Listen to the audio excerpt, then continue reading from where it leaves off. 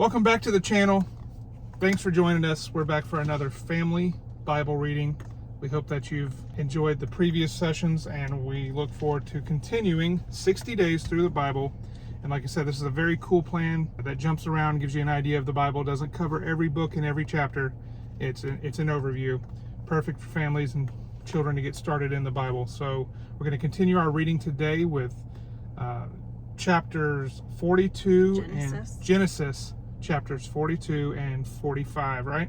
Yes. So Joseph's brothers go to Egypt. We're reading today out of the NIV Adventure Bible. And real quick before I get started, I always want to make sure I mention, if you like this plan or want to see this plan and others like it, make sure to go to questionsgod.com. That's questionsgod.com, and they have given us permission to put this on YouTube. So thank you very much for that. And in case you wonder, this plan we're going through is the Bible Reading Plan 55. That's what it says. Very cool. 60-day overview of the Bible. That's what it says.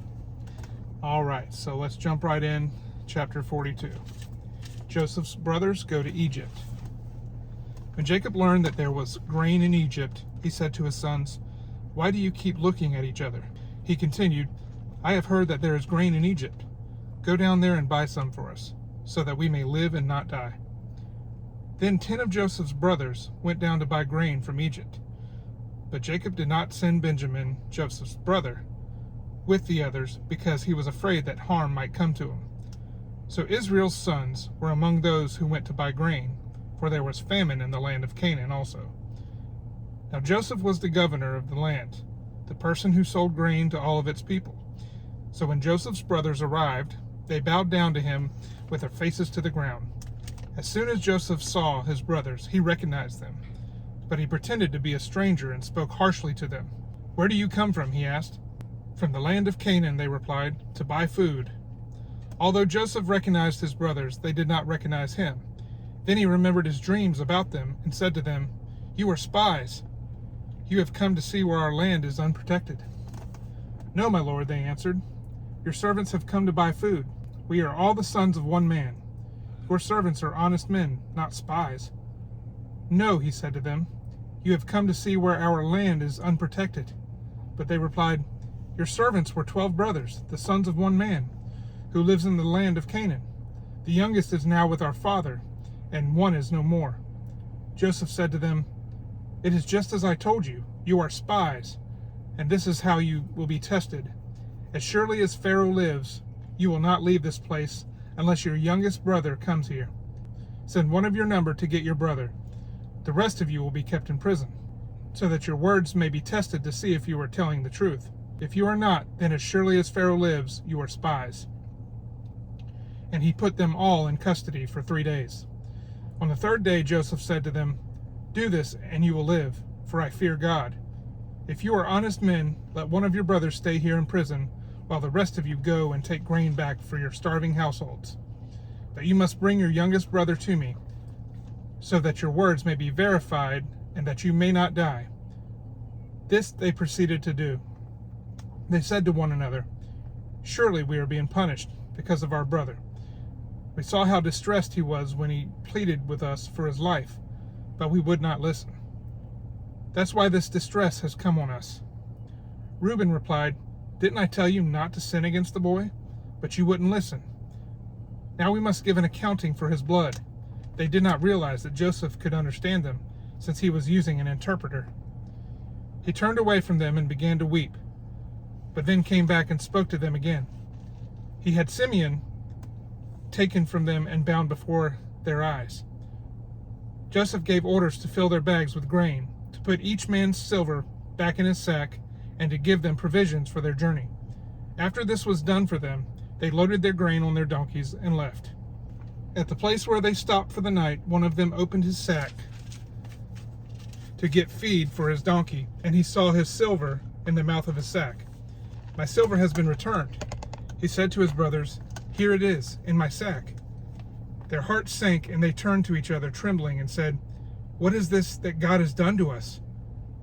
When they came to their father Jacob in the land of Canaan, they told him all that had happened to them. They said, "The man who is lord over the land spoke harshly to us and treated us as though we were spying on the land. But we said to him, We are honest men, we are not spies. We were 12 brothers, sons of one father. One is no more, and the youngest is now with our father in Canaan. Then the man who is lord over the land said to us, This is how I will know whether you are honest men. Leave one of your brothers here with me, and take food for your starving households, and go.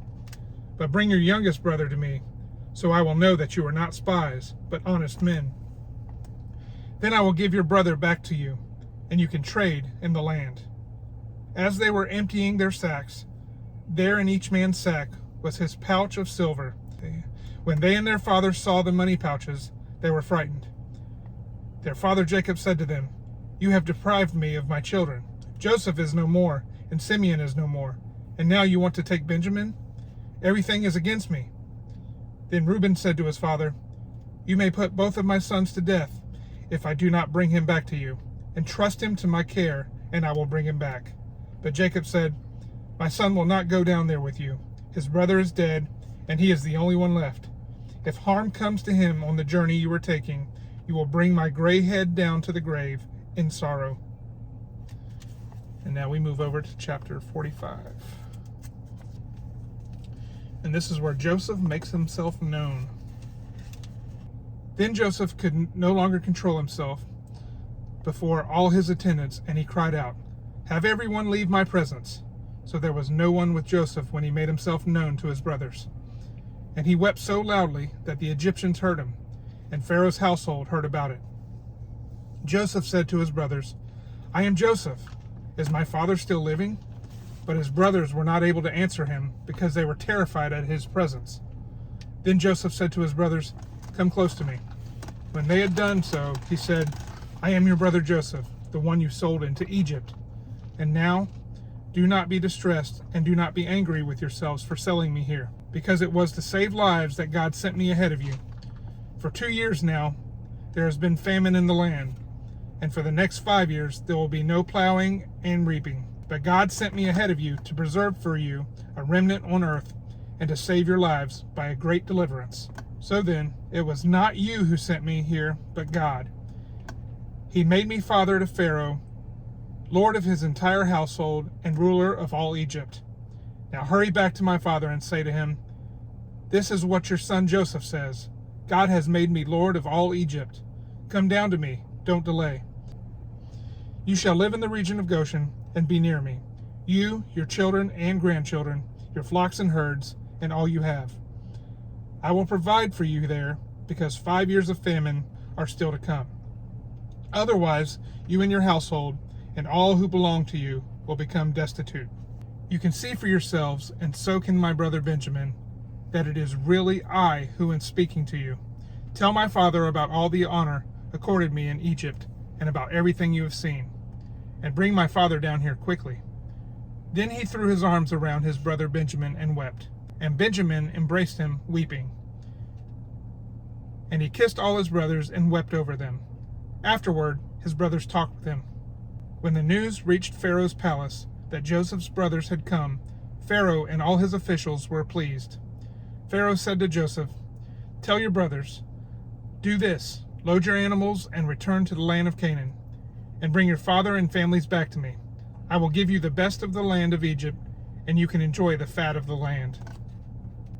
You are also directed to tell them, Do this, take some carts from Egypt for your children and your wives, and get your father and come. Never mind about your belongings, because the best of all Egypt will be yours. So the sons of Israel did this. Joseph gave them carts as Pharaoh had commanded, and he also gave them provisions for their journey. To each of them he gave new clothing, but to Benjamin he gave 300 shekels of silver and 5 sets of clothes. And this is what he sent to his father: 10 donkeys loaded with the best things of Egypt, and 10 female donkeys loaded with grain and bread and other provisions for his journey. Then he sent his brothers away, and as they were leaving, he said to them, Don't quarrel on the way. So they went up out of Egypt and came to their father Jacob in the land of Canaan. They told him, Joseph is still alive. In fact, he is ruler of all Egypt.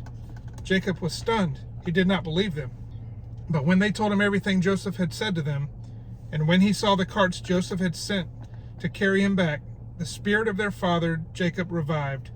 And Israel said, I'm convinced my son Joseph is still alive. I will go and see him before I die.